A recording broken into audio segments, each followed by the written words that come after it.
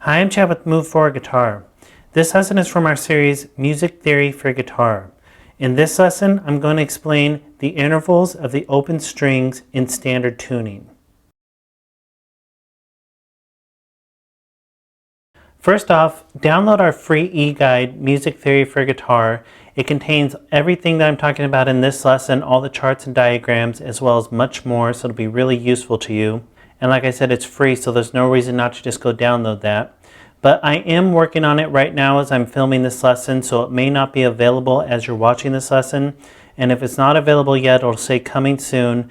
And if you'd like to get notified when it is available, you can sign up for our mailing list, and we'll send you a notification for when it is available and let you download it. And also, if you're signed up for our mailing list, you'll receive all updated versions as well. But don't worry, you don't need the e-guide to follow along with this lesson because all the charts and diagrams will be on the screen. And also, we add at least one new lesson every day, so be sure to subscribe. So this is part 2 in our series, Music Theory for Guitar. And if you haven't watched part 1, you can click the link on the screen or the link in the description, and that'll take you back to part 1. So in the last lesson, we talked about intervals. I showed you intervals on one string moving horizontally up the guitar. In this lesson, I'm going to talk about the intervals between strings in standard tuning, so just the open strings.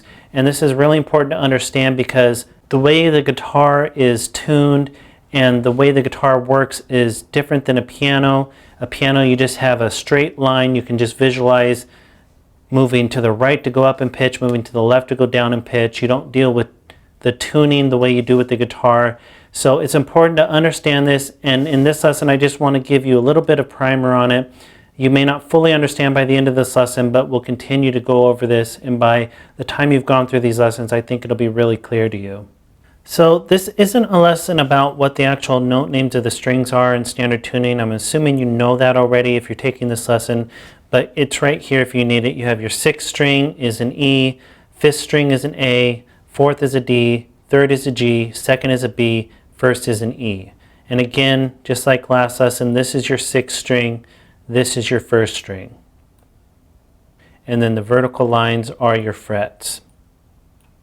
So in this lesson, we're not talking about the actual note names. We're going to talk about the intervals between each of these strings. So we're going to talk about the interval between E and A, the interval between A and D, D and G, G and B, B and E. And like I said, this is an important concept to get down.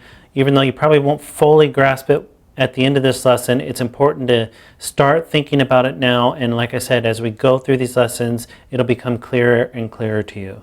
So the first interval we're going to talk about is between E and A. So again, this is standard tuning. Your 6th string is E, your 5th string is A. And the interval between E and A is a perfect fourth.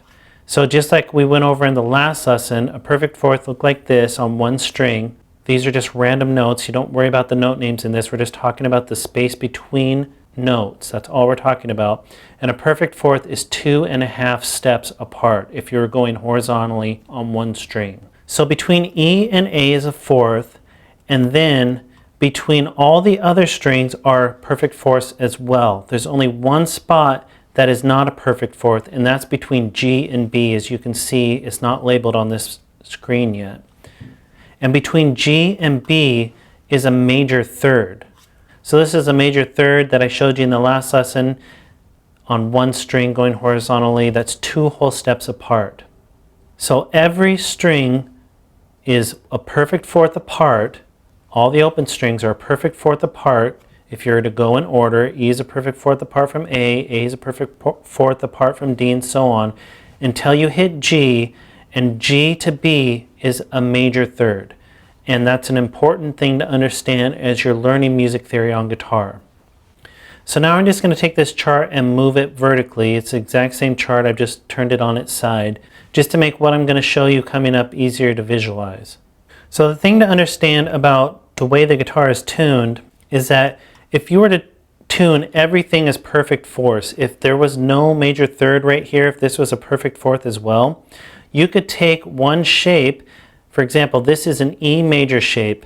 You could take this one shape and move it down to the other string sets, and you would get another major chord. So for example, if I moved it down to the next string sets, that would be an A major chord.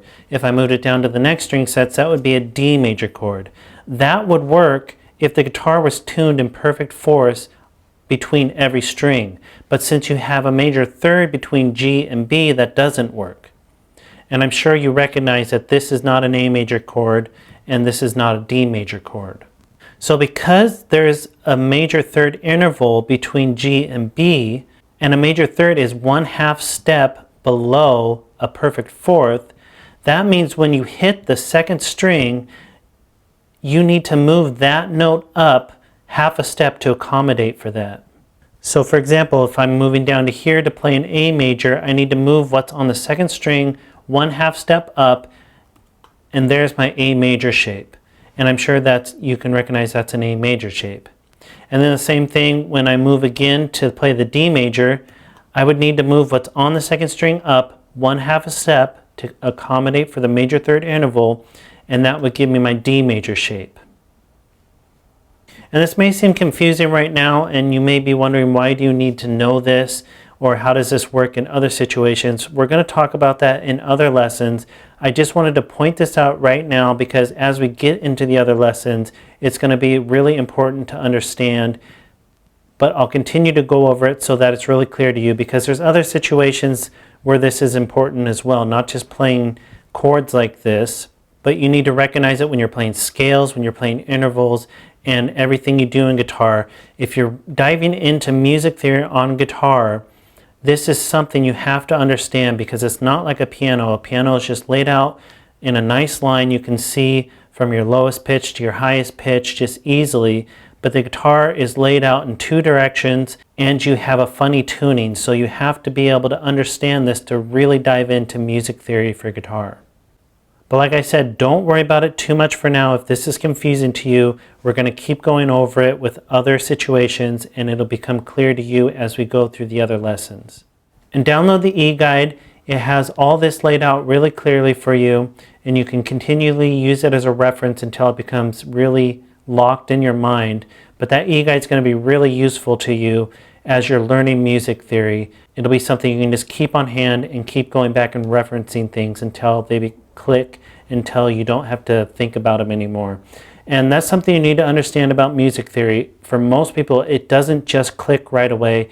You can't just show somebody typically one thing in one way and expect it to make a lot of sense, because you have to apply it to different situations and you need to gain the knowledge over time. So don't worry if this seems confusing. We're going to cover it. It'll all become clear to you over time as we go through these lessons.